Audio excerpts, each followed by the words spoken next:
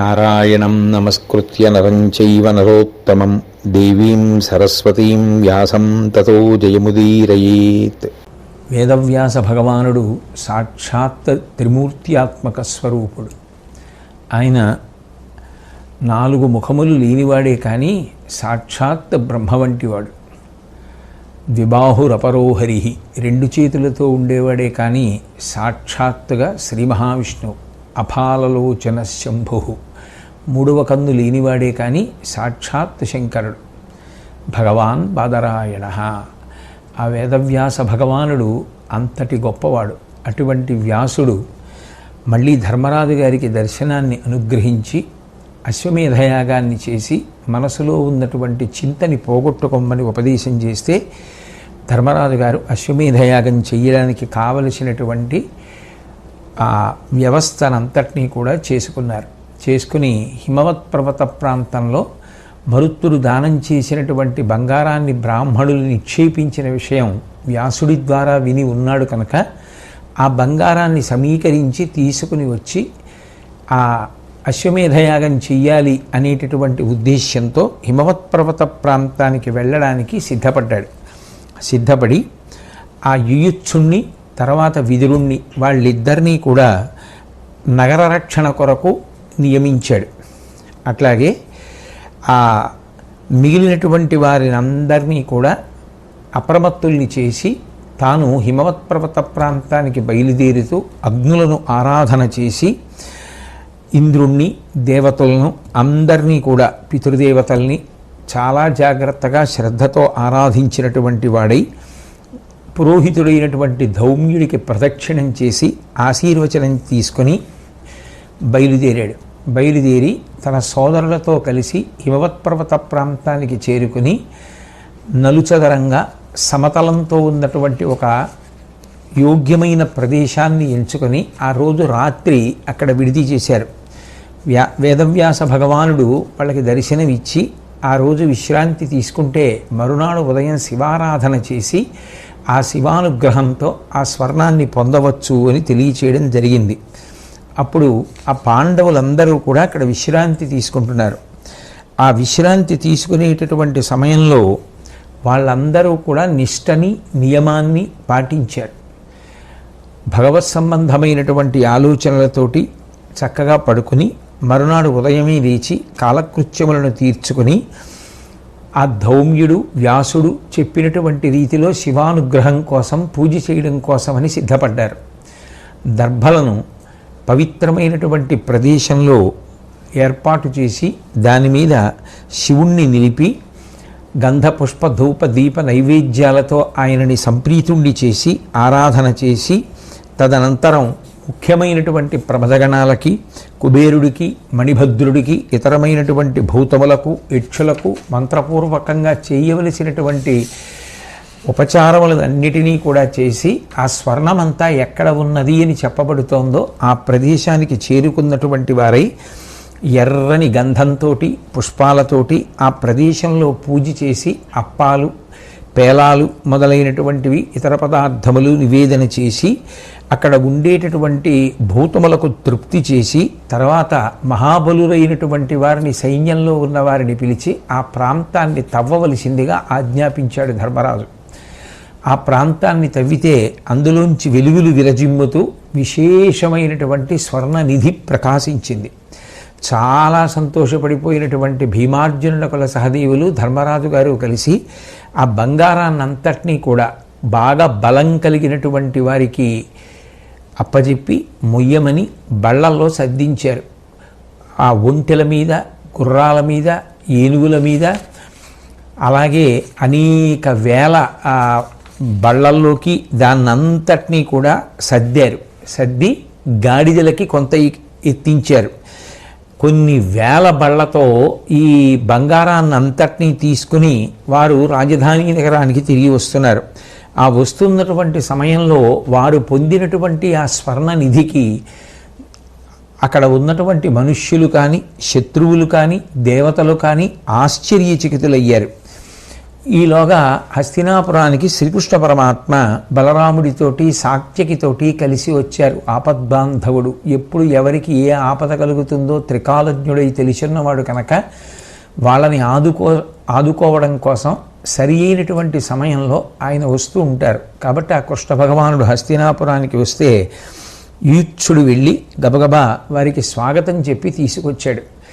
ఆ కృష్ణ పరమాత్మతో సుభద్ర కూడా వచ్చింది. వచ్చిన తర్వాత ఆ యుయుత్సుడు స్వాగతం పలికి లోపలికి తీసుకొచ్చిన తర్వాత విదురుడు ముందు నడుస్తుండగా లోపలికి వచ్చినటువంటి కృష్ణ పరమాత్మ బలరాముడు సాత్యకి ధృతరాష్ట్రుణ్ణి గాంధారిని కుంతీదేవిని దర్శించి నమస్కరించి ప్రేమపూర్వకంగా వాళ్లతో మాట్లాడిన తర్వాత బలరాముడు శ్రీకృష్ణుడు కలిసి వారిని పూజించి విదురుడు మొదలైనటువంటి పెద్దలందరినీ కూడా పలకరించి అతిశయమొప్పగా సంతోషంగా కూర్చుని ఉన్నారు. అటువంటి సమయంలో ఆ ఉత్తర గర్భిణి అయి ఉన్నది, అభిమన్యుని యొక్క భార్య. ఆ ఉత్తరకి ప్రసవం జరిగింది. లోపల ఉన్నటువంటి దాది పరమ సంతోషంతో పరిగెత్తుకొచ్చి కుమారుడు కలిగాడని, పాండవ వంశాంకురం జన్మించిందని తెలియచేసింది. బయట ఉన్నటువంటి జనమందరూ ఆ శుభవార్త విని ఎంతో సంతోషించారు. కానీ ఆ దాది మళ్ళీ బాలుడు మృతజాతుండని ఆలోనన ఏట్పు బెరయ అలమట నచ్చో ఆ లలనలు ఉగ్గడించిన తేలిరి శోకమున జనులు ధీర విచార. ఏ స్త్రీలైతే బయటికి పరిగెత్తుకొచ్చి కుమారుడు జన్మించాడు అని చెప్పారో వాళ్లే మళ్ళీ లోపలికి వెళ్ళి బయటికి పరిగెత్తుకొచ్చి మృత శిశువు జన్మించాడు, పిల్లవాడు జన్మించాడు, కానీ ఆ పిల్లవాడికి ప్రాణం లేదు, చనిపోయి ఉన్నాడు అని చెప్తే అక్కడ ఉన్నటువంటి పెద్దలందరూ కూడా హాహాకారాలతో పెద్దగా రోదన చేయడం మొదలుపెట్టారు. అటువంటి సమయంలో శ్రీకృష్ణ పరమాత్మకి విశేషమైనటువంటి బాధ మనసు యందు శరీరమునందు కూడా కలిగింది. ఇందుచేత అంటే పాండవులు ఆయనకి ప్రాణప్రదమైనటువంటి వారు. అటువంటి పాండవుల యొక్క వంశాంకురం కేవలం ఉత్తరాగర్భమునందు మాత్రమే ఉన్నది.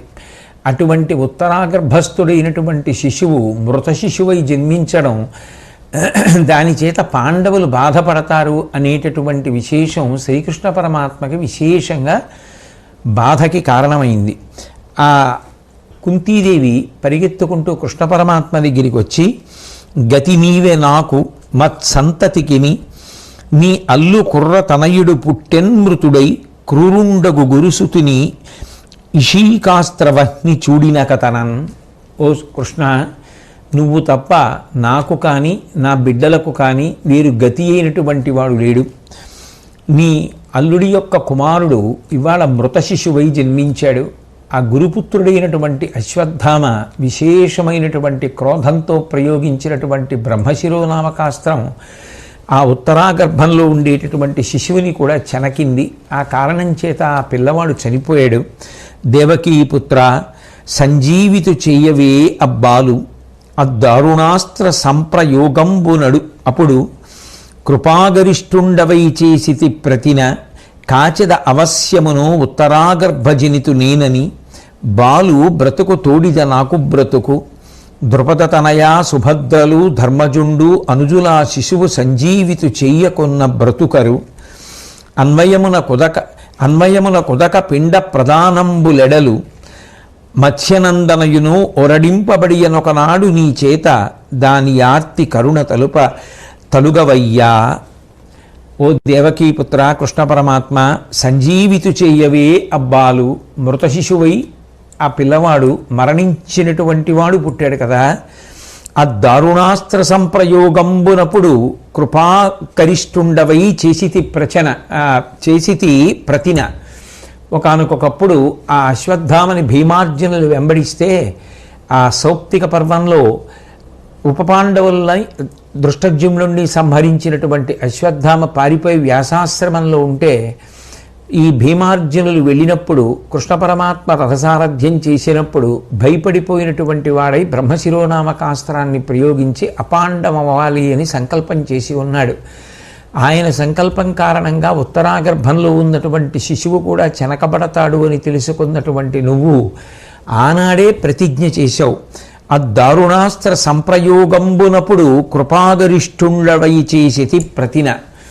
ఆ అస్త్రప్రయోగ సమయంలో ఓ అశ్వత్థామ, నువ్వు ఉత్తరాగర్భాన్ని చెరకాలని ప్రయత్నం చేసినా ఆ పిల్లవాణ్ణి నేను కాపాడతాను అని నువ్వు ప్రతిజ్ఞ చేశావు. కాబట్టి కాచత నవస్యమును ఉత్తరాగర్భజనితు నేనని బాలు బ్రతుకుతోడిద నాదు బ్రతుకు. ఆ పిల్లవాడిని బ్రతికిస్తానని నువ్వు ప్రతిజ్ఞ చేశావు కదా, ఇప్పుడు ఈ పిల్లవాడు బ్రతికితేనే నేను బ్రతుకుతాను అంటూ కుంతీదేవి, నేను కాదు నాతో పాటుగా ఇప్పుడు ఈ పిల్లవాడి ప్రాణాల మీద ఎంతమంది ఆధారపడి ఉన్నారు అంటే ద్రుపద తనయా సుభద్రులు ధర్మజుండనుజులా శిశువు సంజీవితు చెయ్యకున్న బ్రతుకరు. ఉన్న ఒకే ఒక వంశాంకురం కనుక ఈ పిల్లవాడు బ్రతకకపోతే ద్రౌపదీదేవి బ్రతకదు, సుభద్ర బ్రతకదు, పాండవులు బ్రతకరు, నేను బ్రతకను. చిట్ట చివరికి వంశంలో పిండ ప్రదానం చేసేవాళ్ళు, ఉదక ప్రదానం చేసేవాళ్ళు కూడా లేకుండా అయిపోతారు. మత్స్యనందనయును ఉరడింపబడియనొకనాడు నీ చేత. ఆ మత్స్యరాజు పుత్రి, విరాటరాజపుత్రి అయినటువంటి ఉత్తర నీ చేత ఒకనాడు ఓదార్పబడింది. నీకేం బెంగలేదమ్మా, నీ గర్భాన్ని నేను కాపాడతానని మాట ఇచ్చావు. కాబట్టి మత్స్యనందనయును ఉరడింపబడియనొకనాడు నీ చేత దాని ఆర్తి కరుణ తలుగవయ్యా. ఇవాళ ఆ కలిగినటువంటి బాధని తొలగించవలసినది అని కుంతీదేవి శ్రీకృష్ణ పరమాత్మను ఉద్దేశించి మొరలు పెట్టి ప్రార్థన చేసింది.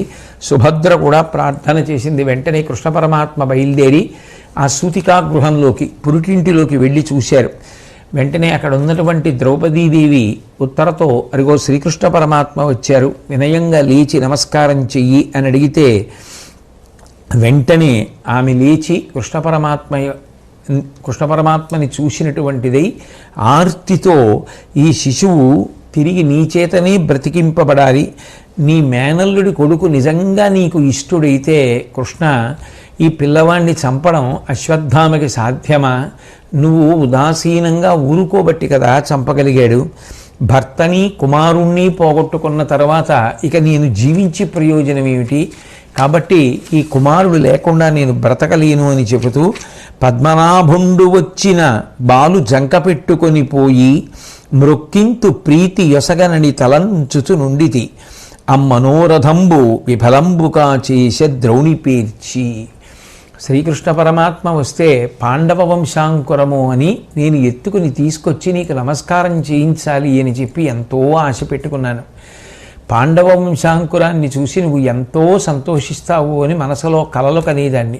ఇన్ని కలలను కూడా ఆ ద్రోణాచార్యుడి కుమారుడైనటువంటి అశ్వత్థామ అస్త్రప్రయోగం ద్వారా వమ్ము చేశాడు అని ఆమె బాధపడుతూ, తాత లోకగురుడు దామోదరుడు వచ్చియుండ లేచి మ్రొక్క ఉజ్వలాంగ ధర్మవేది అయిన తండ్రికి పుట్టి అధర్మపరుడవకుట తగుని నీకు.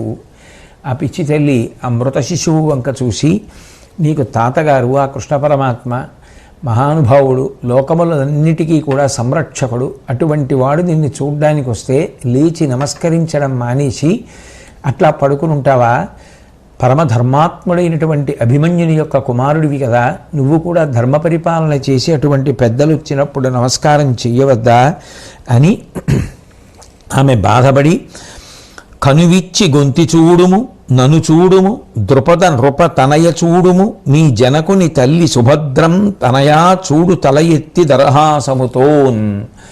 ఓ పిల్లవాడా, లేచి అదిగో కుంతీదేవి వంక చూడు, నన్ను చూడు, ఆ ద్రుపదుని యొక్క కుమార్తె అయినటువంటి ద్రౌపదీదేవి వంక చూడు, నీ తండ్రి యొక్క తల్లిగారు నాయనమ్మ అయినటువంటి ఆ సుభద్ర వంక చూడు అని ఆ పిల్లవాడిని పట్టుకుని ఏడుస్తూ మూర్ఛతోటి నేల మీద పడిపోయి మళ్ళీ ఆమె లేచి తెలివి తెచ్చుకొని రక్షించు రక్షించు అని కృష్ణ పరమాత్మ యొక్క పాదములను పట్టుకుని ఏడుస్తుంటే శ్రీకృష్ణ పరమాత్మ పరమదయతో కూడుకున్నటువంటి వాడై భయపడకు భయపడకు అని చెప్పి కాళ్ళు కడుక్కొని ఆచమనం చేసి బ్రహ్మశిరోనామకాస్త్రాన్ని ఆయన తన సంకల్పం చేత అణిచివేశాడు. ఆ తర్వాత ఆ మృత శిశువుని, ఆ పిల్లవాడి యొక్క శవాన్ని మంచం మీద పెట్టమని ఆయన ప్రతిజ్ఞ చేయడం ప్రారంభం చేశాడు. ఎందుకని అంటే మళ్ళీ ఆ పిల్లవాడిని బ్రతికించడం కోసం. అది ఆయన పాండవులకు చేసినటువంటి మహోపకారం. మీద బొంకగు మాట ఏ మీరు వినగనాడ ఈ బాలు బ్రతికింతు చూడు డకిలజనులు నిప్పుడు తేలుండు సంతసమున దీని విని పాండవులు ప్రీతి నునువారు. మీ అందరూ కూడా చూడండి, నేను ఎప్పుడూ కూడా అబద్ధమాడేవాణ్ణి కాను. నేను ఒకనాడు ప్రతిజ్ఞ చేసిన మాట వాస్తవం. అశ్వత్థామ ప్రయోగించినటువంటి బ్రహ్మశిరోనామకాస్త్రం వల్ల ఉత్తరాగర్భంలో ఉన్నటువంటి శిశువుకి ఏ ఆపద రాకుండా అడ్డుపడి కాపాడతాను అని చెప్పాను. ఏ మాట నేను చెప్పానో ఆ మాట వమ్ము కావడానికి వీల్లేదు. ఇప్పుడు ఈ పిల్లవాడిని బ్రతికిస్తాను, మీ అందరూ చూసి సంతోషించండి అని చెప్పి ఆయన ప్రతిజ్ఞ చేయడం ప్రారంభం చేశారు. పగరయడనైన ఏ బొంకు పలుకనీని సమర ముఖమున ఎన్నడు జలిత వృత్తిన్ బిరిది కడుగిడనీని ఈ పిన్నవాని అంగమున జీవమీ ప్రొద్ద అవహిల్లు.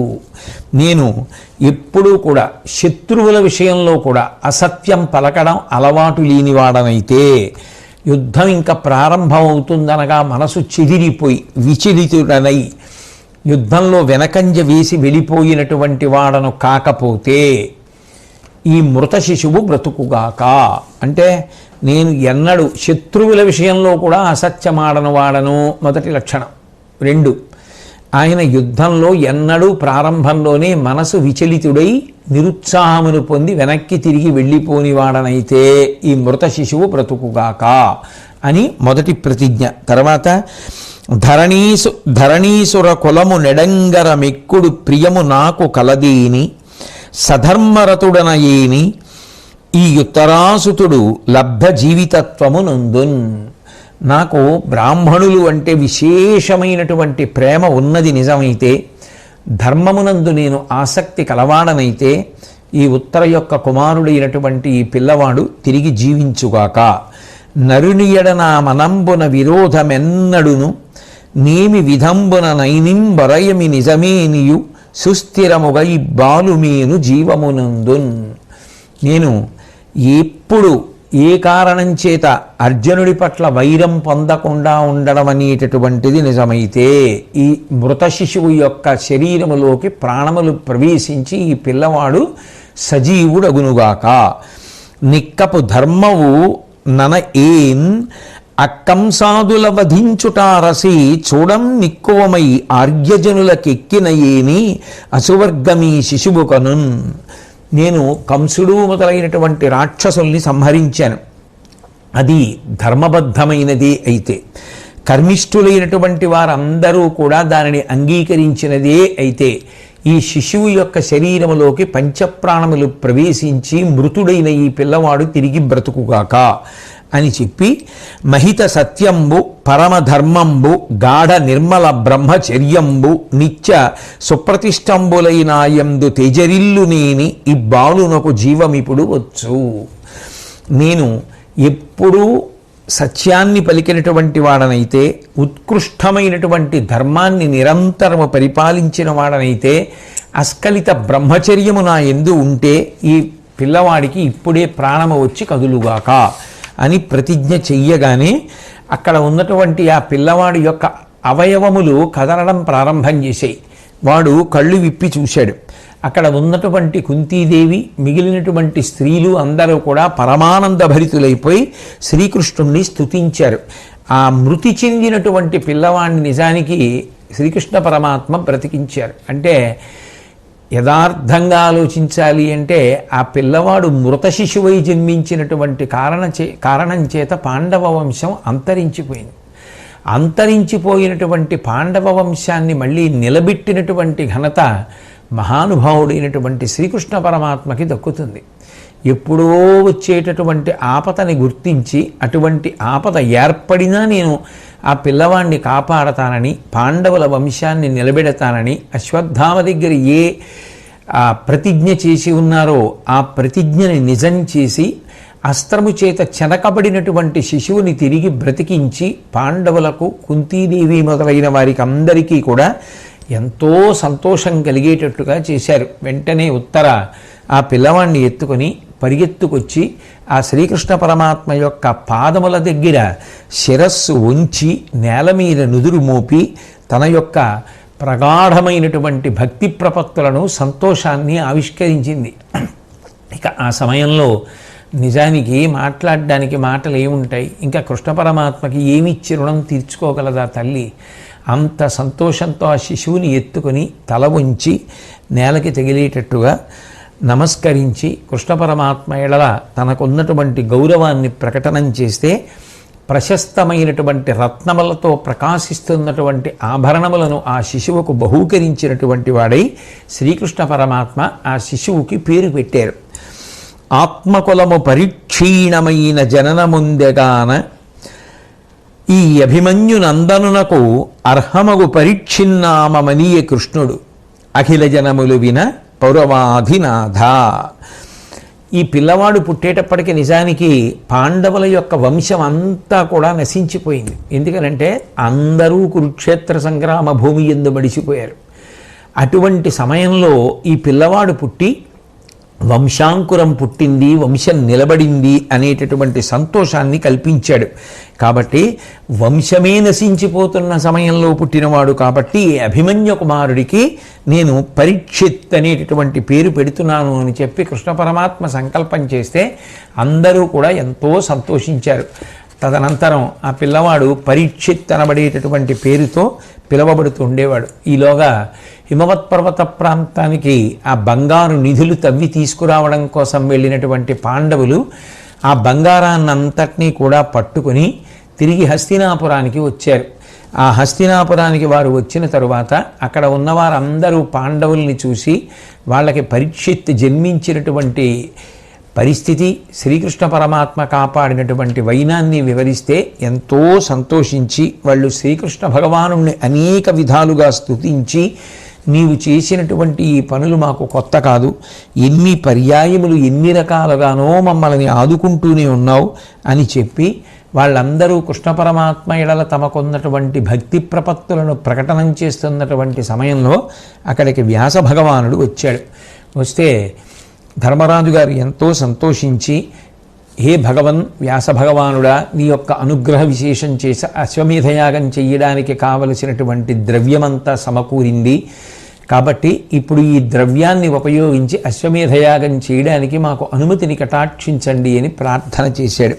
చేస్తే వ్యాసుడు ఎంతో సంతోషంతో తప్పకుండా నువ్వు అనేక రకములైనటువంటి దక్షిణలతోటి వైభవోపేతంగా ఈ అశ్వమేధయాగాన్ని పూర్తి చేసి మనసులో ఉండేటటువంటి భారాన్నంతటినీ తొలగించుకున్నవాడవై, పరిశుద్ధుడవై, పాప వినిర్ముక్తుడవై గొప్ప కీర్తితో ప్రకాశించు అని చెప్తే ఆ ధర్మరాజు గారు ఎంతో సంతోషించి శ్రీకృష్ణ పరమాత్మ వంక తిరిగి అనవుడు ప్రీతి నుండి అతడచ్యుతు కన్గొని భవ్యమైన ఈ పని తగ ఇట్లు చేయుమని పన్పుము. తల్లియు తండ్రియున్ గురుండును సచివుండు ఇష్టసఖుండు కరుణాకర నీవమాకు. నీ అనుపమ ముఖ్యవృత్తి జగమంతటికిన్ గతి వేయునీటికిన్.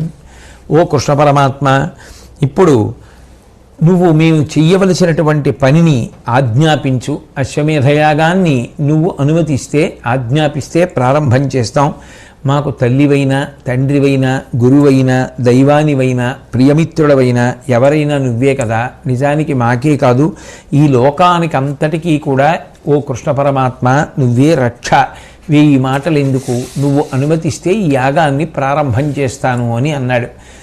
ఆ మాటలన్నటువంటి ధర్మరాజు గారి వంక తిరిగి శ్రీకృష్ణ పరమాత్మ వ్యాసులు పంచినట్ల నియమాఢ్యత చేయుదమశ్వమేధమున్ చేసి కృతార్థతం బొరసి చిత్తము నెవ్వగ ఎల్ల బాచికొమ్ము. ఆ సుకృతంబు ధర్మనిచయ ప్రవరంబని ఏన చెప్పి కాదే సుగుణాభిరామ నేను దీనికి జున్పితి ముందుడంబుగన్. వ్యాస భగవానుడు చెప్పినట్టుగా ఓ ధర్మరాజా, ఈ అశ్వమేధయాగాన్ని చెయ్యి. ఈ అశ్వమేధయాగాన్ని చేస్తే యుద్ధంలో భీష్ముణ్ణి చంపాను, కర్ణుణ్ణి చంపాను అని నీ మనసులో కలిగినటువంటి బాధ అంతా తొలగిపోతుంది. యుద్ధంలో బంధువుల్ని చంపిన పాపం ఏదైనా ఉందని నువ్వు అనుకుంటుంటే ఆ పాపం అంతా తొలగిపోతుంది. కాబట్టి ఈ సుకృతాన్ని నువ్వు చెయ్యి అని నేనే కదా ఇత పూర్వం నీకు చెప్పి ఉన్నాను. కాబట్టి ఇక వేరుగా అనుమతించవలసిన అవసరమే ఉంది. సంతోషంగా యాగాన్ని ప్రారంభం చేయి. కావలసినటువంటి బంగారాన్నంతటినీ కూడా హిమవత్ పర్వత ప్రాంతం నుంచి తీసుకుని వచ్చారు కనుక ఇక నిస్సంకోచంగా ఆ యాగాన్ని ప్రారంభం చెయ్యమని చెప్తే వ్యాసుని యొక్క ఆదేశం మీద అందులో అత్యంత ప్రధానమైనటువంటి విషయం ఆ అశ్వమేధానికి సంబంధించినటువంటి యాగాశ్వాన్ని రక్షించాలి. అది ఏ దేశముల యందు ప్రవేశించి ఎక్కడెక్కడ తిరిగి వచ్చినా దానిని ఎవరూ నిరోధించకుండా నిర్బంధించకుండా కాపాడి తిరిగి రాగలిగినటువంటి వీరుడు ఉండాలి. అందుకని వ్యాస భగవానుడి యొక్క సూచన మేరకు, శ్రీకృష్ణ భగవానుడి యొక్క సమ్మతి మేరకు ధర్మరాజు గారు అర్జునుణ్ణి యాగాశ్వ రక్షకుడిగా నియమించి ఇప్పటికే కురుక్షేత్ర సంగ్రామంలో ఎందరో రాజులు మడిచిపోయారు. సాధ్యమైనంత వరకు యుద్ధంలో ఎవరిని చంపవద్దు, వంశములు నిలబడాలి అని చెప్పి బోధ చేసి దయతో కూడుకున్నవాడై ఆయన అర్జునుణ్ణి ఆ అశ్వరక్షకుడుగా నియమించి ఆ యాగాశ్వాన్ని విడిచిపెట్టిన తర్వాత ఆ యాగాశ్వం బయలుదేరింది. ఆయన ఆ తర్వాత భీముణ్ణి నకులుణ్ణి దేశ సంరక్షణ కోసం నియోగించాడు. ఎందుకని అంటే మరి ఆయన దీక్షితుడై ఆ యాగం చెయ్యడంలో నిమగ్నుడవుతాడు కాబట్టి. అట్లాగే సహదేవుణ్ణి కుటుంబాలన్నింటినీ రక్షించడానికి రక్షకుడుగా నియమించాడు. పెద్దలైనటువంటి వారు నిశ్చయించినటువంటి శుభముహూర్తంలో వ్యాసాది ఋత్విజులందరూ అక్కడ ఉండగా, పెద్దలందరూ ఆశీర్వచనం చేస్తూ ఉండగా ఆ ధర్మరాజు గారు యజ్ఞదీక్షని స్వీకరించి ఆయన బంగారు ఆభరణములను ధరించినటువంటి వాడై ఎంతో సంతోషంతో అందరూ అక్కడ ఉన్నటువంటి ఋత్విజులందరూ తనని పరివేష్టించి ఉండగా పరమ సంతోషంగా ఆ యాగానికి సంబంధించినటువంటి పూర్వాంగ ప్రారంభంగా యాగాశ్వాన్ని విడిచిపెడితే ఆ మహానుభావుడైనటువంటి అర్జునుడు గాంధీవాన్ని చేతపట్టుకున్నవాడై యథేచ్ఛగా సంచరిస్తూ వెళ్ళిపోతున్నటువంటి ఆ అశ్వం వెనకాతల బయలుదేరి అశ్వరక్షకుడై వెడుతున్నాడు. అలా వెడుతున్నప్పుడు యాజ్ఞవల్కుడి శిష్యులైనటువంటి వారు కొంతమంది ఆ గుర్రంతో పాటుగా బయలుదేరి వెడుతున్నారు. ఎందుకనంటే మార్గమధ్యంలో తగిన పనులు ఏ ఉంటాయో అవన్నీ చేయడం కోసమని అర్జునుడితో పాటుగా బ్రాహ్మణ సమూహం కూడా వెళ్ళింది. అలా వెడుతున్నప్పుడు ఆ గుర్రం ఆ త్రిగర్తుల యొక్క దేశంలోకి ప్రవేశించినప్పుడు ఆ త్రిగర్త దేశాధిపతి కుమారులు గుర్రాన్ని నిర్బంధించడానికి ప్రయత్నించారు. కొన్ని వేల రథాలు నడుపుకుంటూ వాళ్ళందరూ బయలుదేరి వచ్చి ఆ గుర్రాన్ని పట్టుకోవడానికి ప్రయత్నించారు. వాళ్ళతో మాట్లాడుతూ అర్జునుడు అన్నాడు, అశ్వమేధయాగానికి అడ్డుపడడం అనేటటువంటిది కీడు, పాపం, కాబట్టి దాన్ని విడిచిపెట్టండి. అయినా ఈ అనవసరపు వైరాలు మంచివి కావు, మనం పొత్తుతో సంతోషంగా ఉందాం. ధర్మరాజు గారు ఆయన సంతోషం పొందడం కోసం, లోక కళ్యాణం కోసం ఈ యాగాన్ని చేస్తున్నాడు. కాబట్టి మీరు కూడా సహకరించి వస్తే బాగుంటుంది అని చెప్తే అంగీకరించకుండా సూర్యవర్మ అనబడేటటువంటి రాజకుమారుణ్ణి సేనాపతిగా చేసుకుని వాళ్ళందరూ కూడా ఆయన మీదకి యుద్ధానికి సిద్ధపడ్డారు. అప్పుడు ఆ అర్జునుడు వాళ్ళతో మాట్లాడుతూ, ఇప్పటికే కురుక్షేత్రంలో చాలా రాజవంశాలు అంతరించిపోయి ఇప్పుడు వాళ్ళ కొడుకుల్ని చంపవద్దు, దయతో ప్రవర్తించమని ధర్మరాజు గారు నాకు చెప్పి ఉన్న కారణం చేత నేను యుద్ధం చెయ్యడానికి కృతనిశ్చయుడనై లేను. కాబట్టి మీరు కూడా ధర్మరాజు గారి యొక్క ప్రేమతో కూడిన హృదయాన్ని అర్థం చేసుకొని గుర్రాన్ని విడిచిపెట్టేస్తే బాగుంటుంది, అనవసరపు యుద్ధం వద్దు అని చెప్పిన అర్జునుడి మాట వినకుండా ఆ సూర్యవర్మ యొక్క తమ్ముడైనటువంటి కేతువర్మ, వేరొక తమ్ముడైనటువంటి ధృతవర్మ, వీళ్ళందరూ కలిసి ఆ అర్జునుడి మీదకి యుద్ధానికి వచ్చారు. ఆ ధృతవర్మ వాడి బాణాలతో అర్జునుడి యొక్క చేతి మీద కొట్టినప్పుడు ఆ చేతితో పట్టుకున్నటువంటి గాంధీవం జారి భూమి మీద పడిపోయింది. అందరూ కూడా ఆశ్చర్యపోయారు. త్రిగర్త సైన్యాలు పెద్ద పెట్టున హర్షంతో కేకలు వేశాయి. నిజానికి ఆ గాంధీవం చేతిలోంచి జారి పడిపోయింది అంటే కారణం ఒక్కటే, ధర్మరాజు గారు చెప్పిన మాటలు అర్జునుడి మీద అంత తీవ్ర ప్రభావం చూపించాయి. కురుక్షేత్రంలో ఇప్పటికే ఎందరో పడిపోయి ఉన్నారు. మిగిలినటువంటి వంశాంకురాల్ని చంపవద్దు, సాధ్యమైనంత వరకు యుద్ధం చెయ్యకుండా మంచి మాటలు పలికి యుద్ధం లేకుండా అశ్వంతో తిరిగి రమ్మని చెప్పినటువంటి ధర్మరాజు గారు మాటలు మనసులో పెట్టుకున్నటువంటి అర్జునుడు యుద్ధం చేయడానికి విముఖుడై ఉన్నటువంటి కారణం చేత, ప్రేమ భావనతో ఉన్న కారణం చేత, ఆయన పిడికిలి ఆ పటుత్వంతో లేని కారణం చేత ఆ బాణపు దెబ్బకి చేతిలో ఉన్నటువంటి గాంధీవం జారి పడిపోయింది. ఎప్పుడైతే గాంధీవం పడిపోయిందో ఇక అర్జునుడు ఆ దయాస్వరూపాన్ని, ఆ ప్రేమని వదిలిపెట్టేస్తాడు, వేరొక రుద్రస్వరూపాన్ని పొందుతాడు అని చెప్పి అందరూ అనుకున్నారు. అట్లాగే అర్జునుడు ఆ గాంధీవాన్ని స్వీకరించి ఎక్కుపెట్టి బాణ పరంపరలను ప్రయోగిస్తుంటే తట్టుకోలేకపోయినటువంటి ఆ సైన్యంలో ఉన్న ముఖ్యులు పరిగెత్తుకుంటూ వచ్చి ప్రేమతో మమ్మల్ని ఆదరించు, తెలిసో తెలియకో యుద్ధం చేశాం, మమ్మల్ని మన్నించవలసింది అని అర్జునుడిని ప్రార్థన చేశారు. అప్పుడైన వాళ్ళందరినీ విడిచిపెట్టేసి వచ్చే చైత్ర పౌర్ణమి నాడు ధర్మరాజు గారు అశ్వమేధయాగం చేస్తున్నాడు, మీ అందరూ రండి అని వాళ్ళని ఆహ్వానం చేసి అక్కడి నుంచి బయలుదేరి ఆయన భగదత్తుడి యొక్క రాజ్యంలోకి ప్రవేశించాడు. ఆ భగదత్తుడి యొక్క కుమారుడు వజ్రదత్తుడు.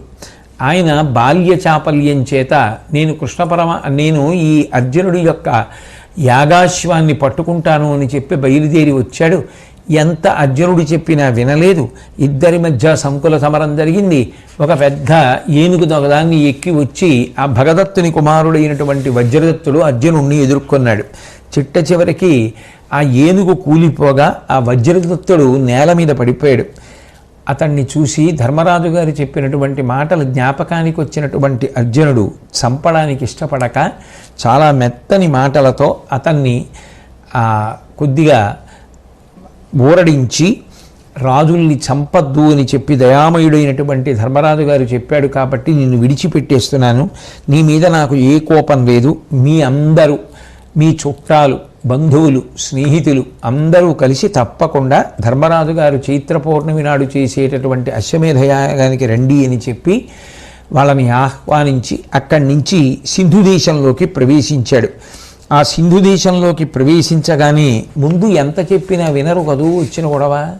వెంటనే ఆ సింధు దేశంలో ఉన్న వాళ్ళందరూ కొంతమంది బయలుదేరి అర్జునుడితో యుద్ధానికి వచ్చారు. వచ్చిన తరువాత బడలిపోయి ఉన్నాడేమో, ఆ అర్జునుడి మీద ప్రయోగించినటువంటి బాణములకు ఆయన చేతిలో ఉన్నటువంటి గాంధీవం జారి పడిపోయింది మళ్ళీ. అంటే ఆయన యుద్ధం చేయడం పట్ల ఎంత వైముఖ్యంతో ఉన్నాడో, ప్రేమతో కార్యాన్ని చక్కపెట్టాలి అని చెప్పి ఆయన ఎంత పూనికతో ఉన్నాడో అర్థమవుతుంది. అర్జునుడి చేతిలోంచి గాంధీవం వేరొకసారి జారి నేల మీద పడిపోతే సైంధవుణ్ణి సంహరించాడు అన్న కోపంతో ఈ సింధు దేశంలో ఉన్నవారు అర్జునుడిని ఏం చేస్తారో అని భయపడినటువంటి దేవతలు కూడా అర్జునుడి యొక్క పూనిక కోసం, అర్జునుడి యొక్క రక్షణ కోసం వాళ్ళందరూ కూడా మంత్రములను పఠించారు. వెంటనే ఆ గాంధీవాన్ని తీసుకుని చేత్తో పట్టుకున్నటువంటి అర్జునుడు యథాప్రకారంగా తన పరాక్రమాన్ని ప్రకటనం చేసి బాణప్రయోగం చేస్తే తట్టుకోలేక సైన్యం అంతా చెల్లాచెదరైపోతున్నటువంటి సమయంలో సైంధవుడి భార్య, పాండవులకు కూడా చెల్లెలు అవుతుంది కదా మరి, దుర్యోధనాదులకు చెల్లెలైనప్పుడు దుశ్శల ఆమె యొక్క భర్తే సైంధవుడు. కాబట్టి ఆ దుశ్శల ఒక పిల్లవాడిని చేత్తో పట్టుకుని పరిగెత్తుకొచ్చి, ఈ పిల్లవాడు నా మనవడు అర్జున, మన బంధుత్వాన్ని మనసులో స్మరించు, ఈ మనవణ్ణి చూసైనా నువ్వు కనీసం యుద్ధాన్ని ఆపేసేయి, ఈ పిల్లవాణ్ణి కాపాడు, వీడు నీ మేనల్లుడి యొక్క కుమారుడు అని చెప్తే ఆశ్చర్యపోయినటువంటి అర్జునుడు నా మేనల్లుడేడి అని అడిగాడు. అడిగితే నువ్వు వాళ్ళ తండ్రి అయినటువంటి సైంధవుడిని చంపావు అనేటటువంటి బెంగతో నీ మేనల్లుడు ఇంటి వద్దనే ఉండేవాడు, కానీ హఠాత్తుగా ఇదిగో నువ్వు బయలుదేరి యాగాశ్వాన్ని రక్షిస్తూ సిద్ధు దేశంలోకి ప్రవేశించావనేటటువంటి పిడుగులాంటి వార్త విని హఠాత్తుగా నా కుమారుడు మరణించాడు, కాబట్టి ఇప్పుడు ఆ పిల్లవాడు కూడా లేడు, ఉన్నది వంశాంకురం ఈ మనవడొక్కడే, దయచేసి నువ్వు ఈ పిల్లవాడిని సైన్యాన్ని కాపాడవలసింది, వదిలి వెళ్ళిపోమ్మని, దుర్యోధనాథులు మీకు చేసినటువంటి అపకారాన్ని మనసులో పెట్టుకోకు, నా భర్త సైంధవుడు చేసినటువంటి పాడు పనులు అన్నీ ఇన్ని కావు, అవన్నీ కూడా మనసులో పెట్టుకోకు, ఎందుకంటే ఆ సైంధవుడి వల్లే కదా అభిమన్యుడు మరణించాడు, కాబట్టి అవన్నీ నువ్వు మనసులో పెట్టుకోవద్దు, ఈ బిడ్డపై నీ యొక్క దయని చూపించు అని ఆ పిల్లవాడి చేత అర్జునుడి కాళ్లకు మ్రొక్కించింది దుశ్శల. నీకు ఈ పిల్లవాడు నమస్కారం చేస్తున్నాడు, నువ్వు దయతో నాకు సోదరుడు కదా, నా మనవణ్ణి రక్షించి మమ్మల్ని క్షమించి విడిచిపెట్టు అని అడిగింది. అర్జునుడి మనసు ఎంత కదిలిపోయిందంటే ఆ మాటలు అన్నటువంటి దుశ్శల వంక చూశాడు. చూసి, అమ్మా దుర్యోధనాదులు మాత్రమే దుష్టులా, మేం దుష్టులం కామా, మేము దుష్టులమేనమ్మా, ఈ రాజవంశాల్లో ఈ క్రౌర్యం ఇంతే ఎందుకమ్మా, ఈ రాజవంశాలు తగలపెట్టడానిక, దుర్యోధనుడే కాదు, మేము అట్లాగే ప్రవర్తించాం కదా, యుద్ధం చేశాం కదా, ఎందరినో మట్టు పెట్టాం కదా, దానివల్ల కదా నువ్వు ఈ స్థితిని పొందావు అని పలుకు పలికి బహుశాంతనముల నూరార్చి ఆ సుతతి మస్తకమున్ తన అక్కున చేర్చి అబల చనుము వగపు దక్కి అని ప్రసాదభరితుడై ఆ అర్జునుడు చెల్లెలైనటువంటి ఆ దుస్సలని దగ్గరికి తీసుకొని ఆమె శిరస్సు తన గుండెల మీద పెట్టుకొని మంచి మాటలు చెప్పి ఓదార్చి, అంటే నిజానికి తప్పనిసరి పరిస్థితి అయితే యుద్ధం చేస్తున్నాడు తప్ప ఆయన మనసు ఎంత ప్రేమతో నిండిపోయిందో చూడండి. ఎందుకని అంటే ఇప్పటికే అసలు ధర్మరాజు గారు ఆ అశ్వమేధయాగం తలపెట్టడానికి కారణం ఏమిటి? ఎందరో బంధువుల్ని చంపేశాను, ఎందరో రాజుల్ని చంపాను, భీష్ముడిని చంపాను, కర్ణుడిని చంపాను, ఇంతమందిని తెగటార్చేశాననేటటువంటి బాధ, నాకు పాపం అంటుకుందనేటటువంటి ఆక్రోశాన్ని పోగొట్టుకోవడానికి ఆయన యాగం చేస్తుంటే మళ్ళీ ఇంతమందిని చంపి ఆకాశాన్ని పట్టుకుని వెనక్కెడితే ఆయన మనసు మరింత క్లేశపడుతుందని అన్నగారి మీద ఉన్నటువంటి అపారమైన ప్రేమ చేత ఆయన నిజానికి ప్రారంభంలో యుద్ధాలు చేయడానికి ఇష్టపడలేదు. తప్పనిసరి పరిస్థితులలో మాత్రమే యుద్ధం చేశాడు, ఎవరిని చంపడానికి కూడా ఇష్టపడాల. అందుకే ఆ చెల్లెలైనటువంటి దుశ్శల వచ్చి బాధపడితే అంత ఓదార్చి వాళ్ళని పంపించేశాడు. ఆ దుశ్శల మనవణ్ణి సైన్యాన్ని వెంట పెట్టుకుని సంతోషంగా వెనక్కి తిరిగి వెళ్ళిపోయింది. స్వస్తి.